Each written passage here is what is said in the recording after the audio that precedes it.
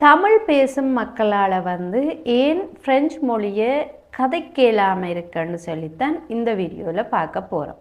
என்னட்ட கூது ஃபான்ஸே படிக்க விருப்பம்னு சொல்லி சொன்னால் என் மெயில் அட்ரஸுக்கு மெயில் அனுப்புங்க. டெல்ஃப் எக்ஸாமுக்கு உங்களை தயார்படுத்தணுமெண்டா கூடியும் என் மெயில் அட்ரஸுக்கு நீங்கள் மெயில் அனுப்புங்க. மிக முக்கியமாக தமிழ் பேசுகிற மக்கள் ஃப்ரெஞ்சு கதைக்காமல் இருக்கிறதுக்குரிய காரணம் வந்து பயம்தான். ஃப்ரெஞ்சு மொழி வந்து அவ்வளவு கஷ்டமானது இல்லை. நீங்கள் உங்களுக்கு ஓரளவு தெரிஞ்சால் கூடியும் அதை ஒரு பயத்தால் கதைக்காமல் விடுறபடியாக அது இன்னுமே உங்களுக்கு கஷ்டமாக தெரியுது. மொழி கஷ்டம் இல்லை, நீங்கள் கற்கிற அந்த டெக்னிக்ஸ் வந்து கற்றுக்கொண்டிருக்கிற முறைகள் வந்து சிலவுல கஷ்டமாக இருக்கலாம். அதே சமயம் மிக மிக முக்கியமானது உங்களுடைய பயம். அதுதான் இன்னும் மேலே மேலே உங்களை அந்த ஒரு மொழி வந்து கஷ்டமாக இருக்கிற என்பதை உணர வைக்குது. உங்களுக்கு ஓரளவு தெரிஞ்சால் கூடியும் அதை பயத்தால் நீங்கள் கதைக்காம விட்டால் அது இன்னுமே கஷ்டமாக போகும். இந்த பயம் என்றதுக்குரிய காரணம் வந்து நான் ஏற்கனவே ஒரு சில காரணங்களை பற்றி வீடியோவில் போட்டிருக்கிறேன். இதில் நான் என்ன முக்கியமாக சொல்ல போகிறேன்னு சொன்னால், நீங்கள் பயிற்சி செய்யாமல் இருக்கிறது தான் அது இந்த பயத்துக்குரிய காரணம். அல்லது பயிற்சி செய்வீங்க, மேலோட்டமாக அதை பயிற்சி செய்கிறபடியாகத்தான் உங்களுக்கு அந்த பயம்.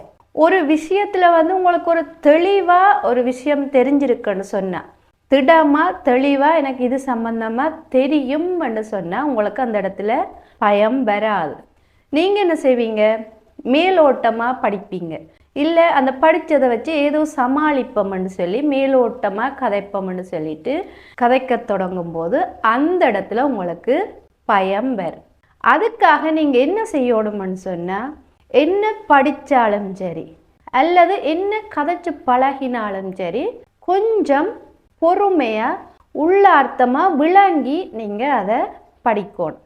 அப்படி படித்தீங்கன்னு சொன்னால் உங்களுக்கு அந்த பயம் வந்து எப்போவுமே வராது. உங்களுக்குள்ள ஒரு தன்னம்பிக்கை வரும், எனக்கு இது தெரியும், நான் கதைக்க போகிறேன்.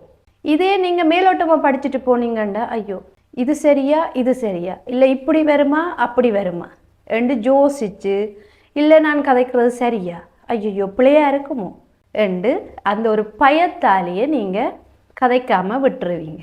இது முதலாவது விஷயம்.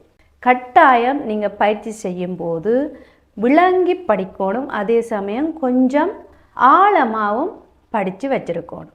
மேலோட்டமாக படிக்கிறத நிப்பாட்டணும். ரெண்டாவது விஷயம் என்னன்னு சொல்லி சொன்னால், இந்த மொழி கற்கிறதுக்கு வந்து யாருமே முக்கியத்துவம் கொடுக்குறேன். நான் இங்கே பார்த்த மட்டில் எல்லாருமே வேலைக்கு போகணும், வேலை செய்யணும், அப்படி ஒரு நோக்கத்தை வைக்கிறீங்களே தவிர ரெண்டாவது இடத்துல இல்லை மூன்றாவது இடத்துல நாலாவது இடத்துல தான் அந்த மொழி கற்கிறத வந்து நீங்கள் வைக்கிறீங்க. என்னை பொறுத்த வரைக்கும் நான் எப்போவுமே இந்த ஃப்ரெஞ்சு மொழி கற்கிறத வந்து இந்த நாட்டுக்கு வந்த நாள்லேருந்து நான் எப்போவுமே முதலாவதாக தான் வச்சுருப்பேன். அதுக்கு பிறகு தான் மிச்சதெல்லாம் நான் வச்சுருப்பேன். ஏன்னு சொன்னால், இங்கே நாங்கள் எங்களை கொண்டு நடத்துறதுக்கு கட்டாயம் மொழி அவசியம். அப்போ அதுக்குத்தான் நாங்கள் முன்னுரிமை கொடுக்கணும். அப்போ நீங்கள் என்ன செய்கிறீங்க, மற்ற எல்லாத்துக்கும் முன்னுரிமை கொடுத்துட்டு மொழியை என்ன செய்கிறீங்க, பிறகு பார்ப்போம், பிறகு படிப்போம், பிறகு கதைப்போம், அது கதைக்க வந்திருந்தானே பிறகு கதைப்போம், அப்படி என்று விடுற ஒரு அசட்டத்தன்மையால் வந்து அந்த மொழியை வந்து உங்களால் கற்கலாமல் போகுது. அதால் வந்து ஒரு இடத்துல கதைக்க போய்க்க உங்களுக்கு பயம் வருது. கட்டாயம் நீங்கள் என்ன செய்யணும்னு சொல்லி சொன்னால், எப்போவுமே நான் மொழி கற்கணும், நான் இந்த ஃப்ரெஞ்சு மொழி வடிவாக கதைக்கணும் என்று சொல்லி எப்போவுமே நீங்கள் அதை முன்னுக்கு வைக்கணும். உங்களுக்கான ஒரு நேரத்தை அதுக்கு கொடுக்கணும். மொழி கற்கிறதுக்கு நீங்கள் கொடுக்கணும். நீங்கள் என்ன செய்கிறீங்க, வேலைக்கு போவீங்க, இல்லை குழந்தைகளை பார்ப்பீங்க, சமைப்பீங்க, எல்லாம் செய்வீங்க. கடைசியாக டைம் இருந்தால் பார்ப்பேன், ஒரு 10 நிமிஷம் படிப்பேன் என்று யோசிப்பீங்க. ஆனால் கடைசியில் அந்த டைமும் வராது, சும்மா ஃபோனை பார்த்துட்டு நேரத்தை செலவழிச்சிடுவீங்க.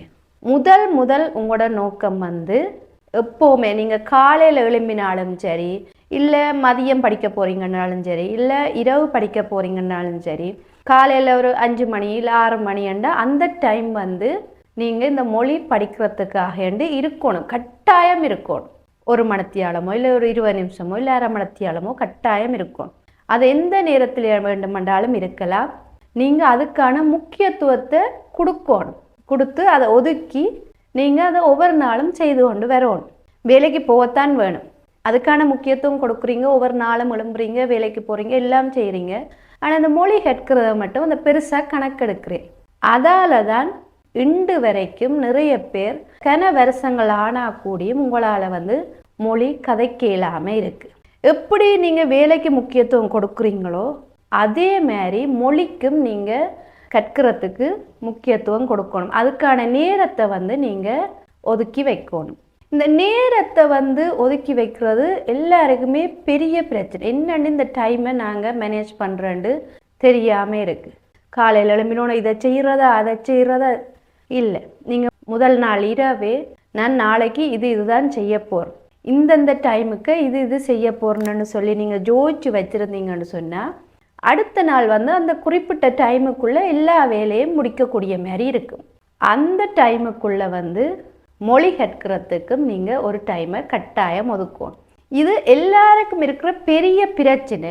இந்த டைம் நாங்கள் கொடுத்து அதை படித்து இல்லை கதைச்சி பழகாத்தால் அது நாங்கள் ஒரு பெரிய விஷயத்தில் கதைக்க போய்க்க எங்களுக்கு ஒரு தடையாக முன்னுக்கு நிற்கும். அந்த தடை தான் பயிற்சி செய்யாமல் போகிற வழியாக எங்களுக்கு பயத்தை உருவாக்கும். பயத்தை உருவாக்கினா எங்களால் கதைக்கவும் மேலாது, சொல்ல வர விஷயத்தை சொல்லவும் மேலாது. இப்போ ஹாஸ்பிட்டல் போய் ஒரு வருத்தத்தை எங்களுக்கு வடிவாத விளங்கப்படுத்த இல்லாமையும் இருக்கும்.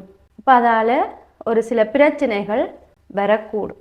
அதால் தான் நான் உங்களுக்கு சொல்கிறேன், நீங்கள் மொழியை பிறகு கற்பம் பிறகு கதைப்பம், இல்லை காலப்போக்கில் அது வந்துடும், இல்லை நான் பிடிச்சிருவேன் கதைச்சிருவேன் ஒரு காலமும் நீங்கள் யோசிக்காமல் அதுக்கான டைமை கொடுத்து நீங்கள் அந்த மொழியை கற்கிறதுக்கும் கதைக்கிறதுக்கும் முயற்சியும் பயிற்சியும் செய்ய வேண்டும். இது செய்தீங்கன்னு சொன்னால் நீங்கள் எந்த இடத்துல போனாலும் பயம் இல்லாமல் வடிவாக கதைக்கலாம், சமாளிக்கலாம் என்ற ஒரு மனப்பாங்கு உங்களுக்குள்ள இருக்கக்கூடாது. எனக்கு இந்த விஷயத்தில் வடிவாக தெரியும், நான் தெளிவாக இருக்கிறேன், நான் பயம் இல்லாமல் கதைப்பேன், அந்த எண்ணம் மட்டும்தான் உங்கள்கிட்ட இருக்கணும். நீங்கள் பயிற்சி செய்தீங்கன்னு சொன்னால், ஒரு விஷயத்தில் தெளிவாக இருந்தீங்கன்னு சொன்னால் உங்களுக்குள்ளேயே தன்னம்பிக்கை பயம் என்ற ஒன்று உங்களை விட்டு காணாமையே போயிடும். நான் ஏற்கனவே ஒரு வீடியோ போட்டிருக்கிறேன், மற்ற ஆட்களுக்கு முன்னுக்கு ஃப்ரெஞ்சு கதைக்கும் போது பயப்படுறீங்களா, அதுக்கான தீர்வு வீடியோவாக போட்டிருக்கிறேன். அந்த லிங்க் ஃபர்ஸ்ட் கமெண்டில் கொடுக்குறேன், நீங்கள் போய் பாருங்கள்.